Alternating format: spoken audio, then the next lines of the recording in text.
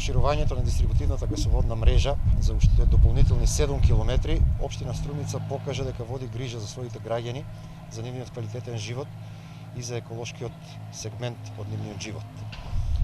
Со изградбата на овие 7 километри, целта е до што повеќе корисници да се стигне природниот газ, да овозможиме повеќе корисници, повеќе граѓани, наши сограѓани да го користат природниот газ како енергенс.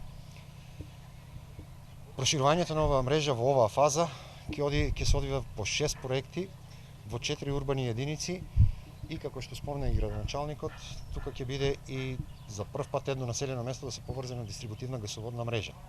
Тоа е населеното место Дабиле. Во прва фаза до самото училиште, со тоа што ќе го опфати училиштето и ќе ги опфати објектите индустријски кои се на самиот пат Струмица-Дабиле. Другите делници што ќе бидат изградени со овој проект е централното градско подрачје. Таму ќе имаме две делници. Едната ќе биде околу позади трговскиот центар Глобал. Тоа се улиците, ќе ги опфати улиците Ленинова, Васил Сурчев и 4 јули. И втората делница во центарот на градот ќе биде на булеварот Ленинова во потек од Централен регистар до домот на пензионери. Други делници кои ќе бидат изградени тука се ова кај што сме сега присутни кај полицијата, кој опфаќа голем број стамбени објекти во новиот дел од градот кај што се гради, од поранешната касарна, како и дел од стариот дел на градот по улица 22 декември. Други делници ќе биде по улица Младинска, на потегот од кружниот тек до поранешната Кожара, до Крушевска република. И еден поголем дел исто ќе се изгради на булевар Ленинова, на влезот од Струмица, на булевар Климент Охридски и околу Црвен крст, на улица Јанко Цветинов, дел од улица Коста Бозов и дел од улица Браќа Миладинови.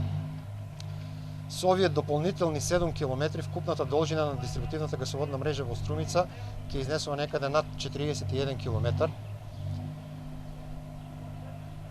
Со истата изградба ќе бидат опфатени голем број на индивидуални и на колективни стамбени објекти, како и на голем број општински, државни и јавни институции и предпријатија и на исто голем број приватни компании. Да ја изградиме мрежата, ќе продолжиме со нив со преговори да видиме докај и како е ситуацијата. Во прашањето за болницата, сите процедури околу гасификација на болницата се веќе завршени. Сите тендери се завршени, проектирањето е завршено, избран е понудувач, останува уште еден мал дел. Тоа е до обезбедување на средства, затоа што тендерите покажаат дека тие средства нема да стигнат. Министерството за здравство се заложи дека ќе ги обезбедат средствата, меѓутоа не зафати таа ситуација што не зафати. Чекаме да помине за да може да бидат донесени тие одлуки, да се префрлат средствата и да се отпочне со работа на тој проект.